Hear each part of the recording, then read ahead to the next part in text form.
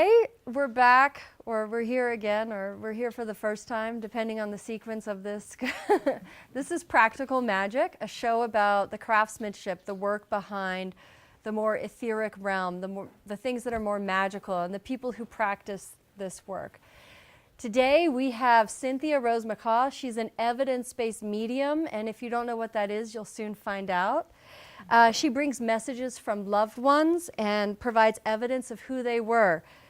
Whether it is mediumship reading or psychic soul reading or astrology, she's committed to the work she does and she loves it. And she also teaches mediumship. Thanks for coming, Cynthia. Thank you for asking me, Tanya. Of course. So let's start off with the first question. What is your job? What do you do? What do I do? Well, I meet interesting people every day that don't have bodies here, that are in the spirit world. So I get to meet and communicate with family members and friends every day, just like I'm talking to you. They just don't have a body here. Really? Yeah. What gave you the urge to do this work? Were you always destined to do it? Do you feel that way, or was it something that popped up? I think so, but it's not something that I wanted to do. I think it's something that you feel called to do when it comes to you. So I just felt, I've always had a connection with a grandfather on the other side. I always spoke to him as a little girl, and it was just normal to me. Although there was a time when it wasn't normal to speak to other people. It was just normal to speak to him. Do you, when you are you always in medium state? Or absolutely not. No. No. So you've got to tap in. Even say your grandfather wouldn't, as a child, you wouldn't see or hear him, or do you see and hear? I would hear him. I see, feel, hear, but I would hear him very clearly, like I hear you, just like I would hear an outer voice. And now that you've kind of tapped into this work and it is your work, your job. Yes, it is. Yeah. To give, would you call them readings for people? Readings? Then you have to get in the flow, or are you always in that flow? No, I'm closed if I'm not working. Right. Sometimes in nature I just open up naturally. Oh, what's that like? So it's just being open. It just happens. Certain places on the planet do that to me easier too. Oh, really? Where? Hawaii. Really? Yeah, Hawaii. But no, I'm closed. I'm closed, and there are times when, I'm a little bit open, I can still hear or something. But no, if I'm working, I'm open. If I'm not working, I'm closed. It's good practice. Bless you. What's the ritual? Well, I mean, first of all, I can imagine a subway ride or something like that would be incredibly uncomfortable if you were open. Yes. But there must be all these spirits in the world and things like that just want to bring messages all the time. Yeah, right? And it could be really tiring. Because we're here on this earth, we need to have earth time. So just being in our body and experiencing it. Yeah, one of the best things for me to do after readings is being in the garden. Right. Yeah. When you're in nature and you're open, this is not really work related so much as I'm curious, do you see things or experience things like sprites or little creatures that are not in this world? It's an interesting question, because I've brought that message through for another medium, but I don't particularly work on that realm. Right. Sometimes there's a feeling, but I think we all work where we're meant to work. Okay. Yeah. What's it like in your head when you're working? What's it like? Well, if you would just imagine being in a room you've never been in before, close your eyes, and now describe everything you see, hear, and feel in that second. So that's what it's like for me. Mediumship is like, it's like hyper-focusing on everything all at once. So I would say I probably see, hear, feel more than I say. So it's exhilarating. It sounds to me like that would be exhilarating, being completely present in a way that I might not be, hardly, never, maybe, and also exhausting. It can be tiring. I would say it's more tiring feeling the grief of the loved one energy there. Everything has energy. Right. Everything is energy. So I believe in picking up some energies, or you go into a place and it feels heavier, or it feels lighter. But the spirit world, I just don't feel that we're trapped somewhere. I don't believe that we're not free. I've never had anyone tell me, I'm trapped here, that I can't get to the light. I've just never had it. Really? Ever. No. Well, then my next question would be, do you believe in evil? That it exists? I believe in unkind or evil behavior, but I don't believe in evil per se, as we might talk as in Right. the devil or Right, yeah. or like Star Wars, Darth Vader. There's definitely a force that we can definitely be on a more negative side or more positive side. Sure.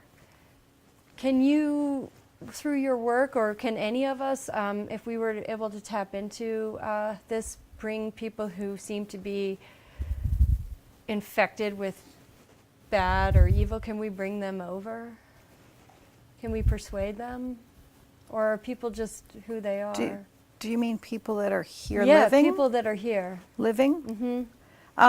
Well, to me, that's a whole other conversation about that, but I think that's a disconnection from our source. Right. That's how I see it. If you feel a disconnect from your source, like depressed, alienated, it's really hard nowadays in society to connect, right? It just seems harder with whether it be technology or whatever, and a lot of people have anxiety, depression, and they feel isolated and alone, and sometimes that drives them to do really awful things to themselves or others. Do you think that they can be helped, that anyone can be helped at any time connect to source? I don't know. I don't know, because I've worked with everyone, so Right. I honestly don't know the answer to that. There are only 10 billion people. You got to get to work. Like, this is some lazy. Okay, so you don't believe in evil. I don't. I think that we can believe we're disconnected. And I think that when we're in a feeling of emptiness and loneliness, we are, in a sense, deciding we're disconnected because we're never alone. Do you ever get advice from the spirit world for how to, connect or improve the world, or how we can save the planet? Or sometimes when things feel dire, do you ever get messages that feel universal that we should all hear? I think, it's pretty simple. I think more love. We need more love and more understanding. And I feel like I'm doing my part, but I don't know what everybody else's part is. It's like as a collective, but I think as a collective we're trying to improve. And but if I can't really govern somebody's feeling of disconnection. That's their That's their decision. That's their journey. That's their journey. Yes, exactly. Yeah. When you're doing your work, do you find it sometimes hard to connect, or is it always easy? Is it just always accessible and there for you? It's always accessible and there for me. Sometimes it can be hard for the living to maybe understand. We've got somebody, they may not recognize them. I've had people come back and say, figured out who that was. So that can happen. But no, I feel like the spirit world is there, always wanting to connect. You would never have like my equivalent of, say, writer's block. Well, I hope not. Right. It's just a channel. Do you find your work energizes you? Do you find it gives you hope? Do you? Yes. Yes. There's nothing greater than sitting across from someone and having them know that their loved one is still carrying on, is there with them, or even the realization that they are much more than this body. Right. That's amazing to have someone realize that. That's, to me, is a gift to witness that. To have them, it dawn on them that it's not just all this, and maybe it may suck right now, but this is just like a blink in the eye. Yeah, well, we all go through difficult times, you know. I mean, Right. grief is never an easy process. Grief is grief. I've lost many people, and it's hard. You Yeah. know, even though, like, we may know that, like, I know my loved ones are with me. You know, I had a visitation this morning from one of my loved ones, and I feel blessed and grateful to know that I can feel that connection. But sure, there's times when I'm like, oh, I wish I could sit down and have a meal with you. Do you Yeah. know? So, I mean, I'm human just like everyone else. What? Yeah. Just normal. Right, right. What's the scariest thing that's ever happened to you, or when you're doing your work, or just in general? Scariest thing that's ever happened to me.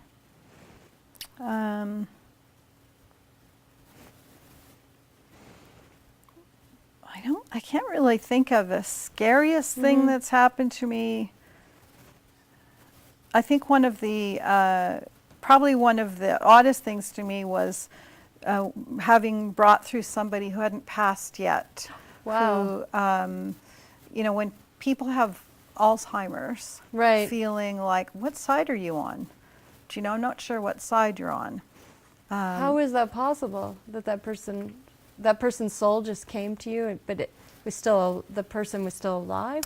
Yeah, I learned that they can go between both sides. But for me, I was like, I don't know what side you're on. I don't know if that was scary, but it was interesting to me to realize that we can go between both sides. I think what's more scary is here. Yeah. The spirit world isn't scary to me at all. But when I was a little girl, I grew up like everyone else with the same shows and everything where we're taught to be afraid of the spirit world. Right. So I was scared when I was little. I didn't understand it. Like watching Poltergeist or something like that would have. Yeah, or scared you you. know, or seeing a spirit in front of me, a face in front of me, and when I was about 2 years old, 2 or 3, and that scared me. Right. It wasn't the same because I didn't know the face. But somehow I always knew my grandfather, like I just knew him. So even though I'd never met him, I knew him. But all of a sudden, there's a scary face in front of me talking to me. Yeah, that was scary. But you know, I came to realize that there's nothing to be afraid of there. Right. What is, when you say, I know what medium is, but what does evidence-based mediumship mean? It means That's a good question. So in evidence, we say this is the person's things about them that would help you to recognize them. So they might share how they passed. They might share something they really love to do. They might share just details about them, so we know that it's them. Okay. So that's the evidence. It's Yeah. you're verifying. You're verifying. Oh, right. Yes. Do you ever perceive spirits that are, or you know, when you're in your flow, when you're working, and it's not a loved one that comes, but are there angelic forces? I mean, I think absolutely. I think absolutely, yes. do we have spirit guides? Yes. We do. Yes. All right. And we have angels. Absolutely. Yes. Would it be easy for anyone to tap into that? And I think so, yes. I think sometimes, you know, one thing is that we ask them to come to us, to be with us, but I would suggest that we thank them for being with us. I think there's a big difference. So if we thank them and continually thank them, that we may be welcoming them more into our awareness. we think that, so we express gratitude and we're asking them to kind of make ourselves more aware of them and their presence. Yeah, and I think it could just happen. Right. So, when I was born, my mom didn't know if I was going to live or not. She didn't even know what happened. And she woke up and she saw an angel at the end of the bed, she told me, who said, "You have a little girl and she will be fine." And so Mom went to sit up and thank the angel, and the angel just disappeared. She wanted to reach out and hug the angel. What does an angel look like? That's an interesting question. I think that our minds can get in the way here. I think that we can create an image that is acceptable to us. Oh, So okay. like if the big right. white, beautiful winged being is acceptable, then that might be what we see. But I'm not entirely convinced, because I am scientific minded as well, I'm not convinced that they all look like that. I Right. think that might be our creation. That we're here, you know, in these bodies, we might be creating a mental picture of that. I don't know for sure. Okay. If you didn't do this work, what would you do? What would I do?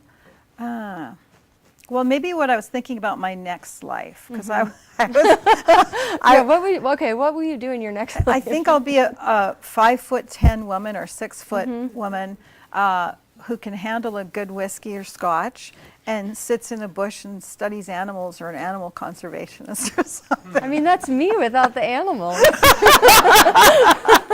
You nailed it.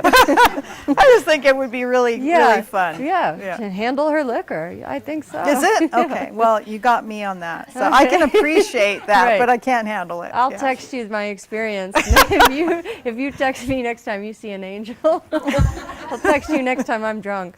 You know, like gorillas in the mist. Yeah. You know, I think, wow, how beautiful Right. to just be with nature and studying or making a difference. And I actually wrote a song about a man named Lawrence Anthony, who saved a bunch of elephants. Oh, wow. And he's now on the spirit side, but he wrote a book called Elephant Whisperer, and I wrote a song about it called An Angel in Disguise. And the book just made me cry about all that he did. I mean, this man was, in a way, an earth angel.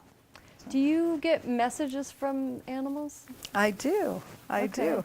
Some are more communicative than others, but yes. What do animals represent certain parts of our world? I talked once to an intuitive who works with animals, and she said, for instance, elephants represent water on the planet. Do you? I don't know. I don't know that way. I just feel that when there's a strong love bond, that they show up to say hello, to be around. And so I don't know about all that, what they represent, but I certainly feel they represent unconditional love. We probably agree on that. Right. But I'm obviously a great animal enthusiast. Yeah. Your next life. My next life, yeah. Or when you retire. So finally, do you have any advice for people who are seeking, in this world right now that often feels, careless and isolating, do you have any grounding rituals or things they can do to tap into their own power, their source, and also feel less isolated, connect? Well, one of the things that I think is important is that we definitely feel something that sort of lights our fire, our passion, our joy, and whatever that is, I think that's a way in. And if we can do that and find a still place. So if that's nature, like for me, if I'm preparing to do a group of readings, I've sometimes found that just singing a song just puts me there. Because you love to sing. Because I love to sing, because Right. it connects me with my heart. I feel like my whole auric field changes. Now I could sit and do energy work, but I could also sometimes just sing and start dancing and I'm there. Right. So I recognize that after having done both, that, so I think doing something that makes our auric field open and flowing, and there are some things that, we would all have gut reactions to. We don't want to do that. So, Right. Like I wouldn't want to go do the dishes right before. Yeah. I would. So your advice is to tap into source, do something that you love, preferably, not drugs or. Yeah, absolutely. right, Something that's yeah. good for your body. Right. But I think it's important today to have time every day to find the still point. Our minds are going all the time, and that's maybe happening, but we aren't those minds. We are the stillness behind listening to the chatter. Well, that's beautiful. So I think that's, if we can find that place, if a person finds that place for 2 minutes, then they will want it back again. Once you have that place, you're like, oh, I need to get more of that. Right, I will do that again. Yeah. Well, thank you so much, Cynthia, Rose, McCaw. I'm going to open this up to our audience to ask a few questions. Okay. Lindsay? Yes. Yeah, when you speak to spirits, do you find that, like, do they have regret about what happened in this world, or do they have kind of a sense of peace and calm about things that may have happened? Does that make sense? So your question is when, just so the camera will pick it. Sure. When spirits come to her, do they express regret? Yeah, or do they feel calm over what has happened Right. in this world? That's a good question. I do get messages of regret, but I also get messages of peace. Sometimes when they've had a difficult time here, they want to let me know some kind of symbolism to let me know that they're at peace too. But I do believe that when we pass to the other side, that we become aware of how we affected everyone and how we treated everyone, I think we're all connected, so I think that we feel that when we pass. Another question? Dorota? Yeah, hi. You mentioned that you were visited by someone this morning. What did that feel like? What did it feel like to be visited by someone this morning? It's like a nice warm blanket. It's like a beautiful feeling, like a big hug coming around me. Oh, that's so nice. Yeah. Anyone else? Lori? And then, When someone comes to you for a reading, I mean, I would assume that most people come and they say, gee, I want to talk to my mother or my grandfather or whomever. Does that person generally show up, or do other people from the other side show up instead? so your question is when they come to a reading, say, wanting to know about a specific loved one, does sometimes a different entity show up? A different person or spirit. So most of the time people don't come and tell me who they want to hear from, because the spirit world already knows. So both of those are yeses. Like somebody will show up that you want to hear from. They're not always the first one. So I rarely have someone say to me, oh, they didn't come through, or I rarely have that. I don't know if I've ever had that happen where they haven't come through. It's possible though. But also people get surprised of someone else that comes as well. Like I wasn't thinking of them. So you don't say, who do you want to talk to today? Or something? I don't ask them, who do you want to talk to? I just tell them who I've got, who I'm feeling that's there. But if you're going for a reading, it can be a good idea to sit and think of them. You can even write questions down on a piece of paper. You don't bring it into the reading, but just for yourself. But I've even had a loved one tell me they're going to be late, and then the building to the where my office is was locked, told me to get up and go to the door. They were here. They were literally at the door the moment I got there. So they're with you. I think they probably ride in the car with you when Wow. you come to the appointment. You brought them. Well, I'm going to, Cynthia, if you're open to it, off camera, since we're about to run out of digital tape, if you would be open to talking to some of the people who did have their hands raised Sure. after? Sure. All right. I'd be Well, happy to. Thank you so Yeah. much. This was such a treat. I hope we can do more of these conversations with you. Yeah, thank you for having me. Cynthia Yeah. Rose McCaw, everyone. Thanks.